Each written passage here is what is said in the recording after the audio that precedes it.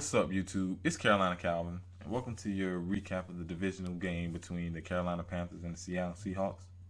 The Carolina Panthers got the 31-24 victory over the Seahawks, which with a complete domination in the first half, going up 31-0.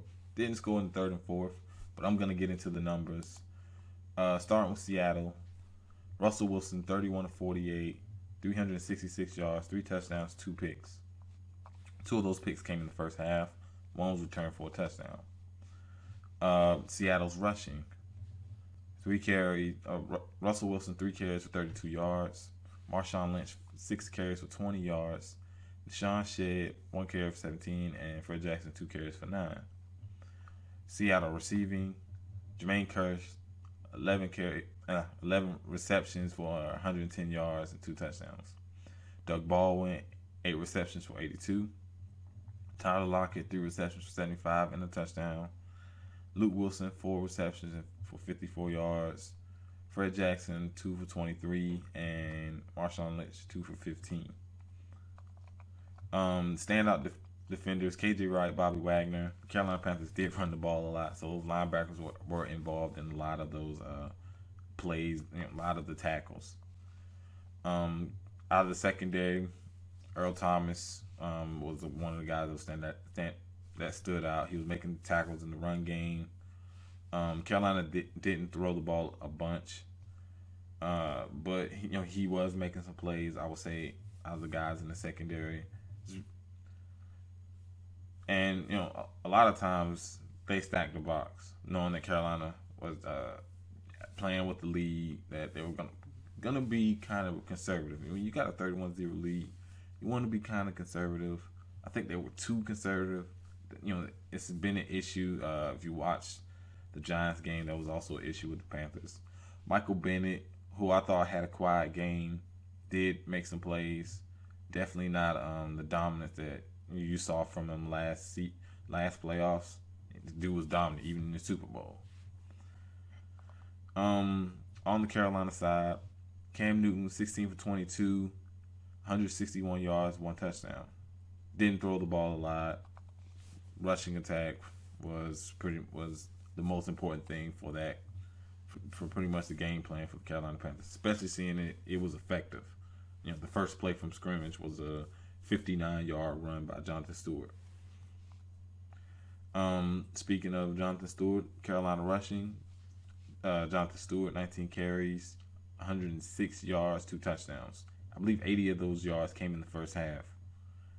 I thought he did.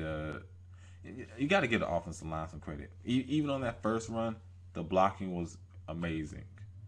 You got to give the offensive line some credit. And then Jonathan Stewart, the 2 runs on the goal line, he fought through contact. It was all individual plays made by him. The one where he leaped over, that was a great individual play, and another where he ran through I think it was Earl Thomas. So he played well. If you watched the game earlier this year between the Seahawks, he played well in that game. He also had 2 touchdowns. So he's had 4 touchdowns against Seattle Seahawks in the 2 games that they've played this, it's called combined regular season playoffs. So I thought he's played well against the Seahawks.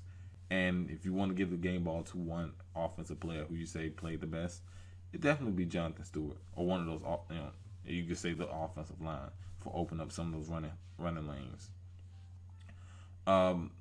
Mike Tolbert, 7 carries, 17. Ted Ginn, 1 carry for 11. That was an end around. Cameron Artis-Payne, 3 carries for 7. And Cam Newton, 11 carries for 3. I thought he did a good job on the read option, especially when Cam Newton kept it. He did have probably his best run was, I believe, like a 4-yard run where he had a touchdown. But a lot of the other runs, they did a really good job, and he was most likely, more than likely tackled for a loss. Carolina receiving: Greg Olsen 6 receptions for 77 yards and a touchdown. Ed Dixon 2 receptions for 22. Corey Brown 2 receptions for 22. Jericho Cotchery 3 receptions for 22. And Devin Funchess 1 carry for 12. 1 reception for 12. I'm sorry. Like I said, only threw the ball 22 times, had 16 completions. So you won't see big receiving numbers. Outside of Greg Olsen, nobody had over 23 yards. Nobody had over 23 yards receiving. Defensively, Luke Kuechly, he was making plays all over the field. He was one of the reasons when Seattle did run the ball, which Seattle played from behind, so they couldn't get into hand the ball off to Marshawn Lynch. It really took Marshawn Lynch out of the game because of that score. So most of the game, Seattle's playing from behind.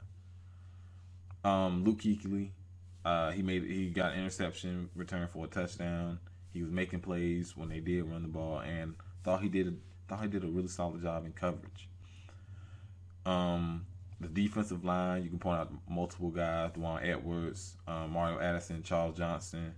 They did a good job. Even Jared Allen, they did a good job of keeping Russell Wilson contained, especially in that first half. And it gave him nowhere to run. That's what you have to do against a guy like that, who most of his big plays come from getting out of the pocket, extending plays, and making throws down the field for large gains. Thought in that first half they did a really good job. Second half, not so much. Big reason why Seattle was able to come back and really make it a game. But you like I said, you can point out multiple guys: Charles Johnson, Mario Addison, Jared Allen. Although he didn't get any sacks, I thought he did a good job of containing Dwan Edwards, K'Wan Short. It was just when Seattle was coming back, you could tell, these guys were starting to wear down. Seattle started to get into a hurry-up offense, and that really slowed that pass rush down. Kurt Coleman was able to make some plays in the secondary. He's played really well this season. He's kind of a guy that really doesn't get talked about. Most people, people talk more about Roman Harper, which I thought Roman Harper did make some plays. He's still a guy I can't give a bunch of credit to, but I thought he's played better than he has in the past. Definitely last year when he was with Carolina, he definitely played better this year. But most of the time when you talk about that Panthers secondary, you talk about Josh Norman. Josh Norman is a pretty popular name back in that secondary. Rightfully so. He's their best secondary player. Thomas Davis, I thought he made some plays with his tackling. He was really good in coverage. He's a guy through two ACL injuries, still fast. He's still making plays, and for the most part, those linebackers had to cover. They had to cover. Trey Boston, in the limited time he was in there, he did get a sack. He also made some good special teams plays, but of course, you didn't see too much of him. Team stats. Give me 1 second. Third down efficiency. Seattle 5-11, Carolina 8-15. That's pretty good for both teams, I think. Let me see. Back to penalties. Seattle 3 penalties for 20 yards. Carolina 3 for 25. I would have kind of expected more penalties, so I thought it was a pretty clean game for both teams because Carolina, Seattle, they see. I'll just say the last 3 years they played in the regular season, so these teams have played quite often. And honestly, with the physical nature of both teams, both defenses, both offenses like to run the ball, I expected to see a few more penalties, like personal foul penalties. But, we didn't get that, and I thought it was a pretty clean game for both teams. Seattle had 2 turnovers, both interceptions by Russell Wilson. One was returned for a touchdown by Luke Kuechly, and the other one was an errant throw to Cortland Finnegan. Both of them was because of the defensive line's containment and their ability to get to Russell Wilson, which led to those 2 interceptions. Carolina had no turnovers. And time possession, Seattle 24 minutes, 22 seconds, mainly because they had to throw the ball down 31-0. So, when you throw the ball, when you're in a hurry-up offense, which they were in, to score quickly, your possession is going to be shorter. But they were able to get the points in that second half. And Carolina with 35 minutes, 38 seconds. It was mainly because they took up most of that. They had a drive that took up most of that second quarter. mainly because of the rushing attack. You know, when you run the ball 44 times and it's effective, which it was for the most part in that first half, you're gonna burn a lot of time off that clock. But heading to next week, the NFC Championship game, the Arizona Cardinals head to Carolina. Number 1 versus number 2. Both teams can rely on their defenses. Both offenses have played for this. This year have played really good. Special teams have made plays. It's gonna be a good game. This playoffs has been really good. You have multiple games coming down to the wire. Yeah, some teams blow some games, but I think for the most part, it's been a really good playoffs. Especially seeing that I got all my picks right. The wild card round, the 4 away teams won. Divisional round, the 4 home teams won. And I'm 8-0. We'll have to see with these picks coming into, you could say this week for the championship games. And each AFC, NFC got 1 versus 2. They both, they're all playing to see who goes to the Super Bowl.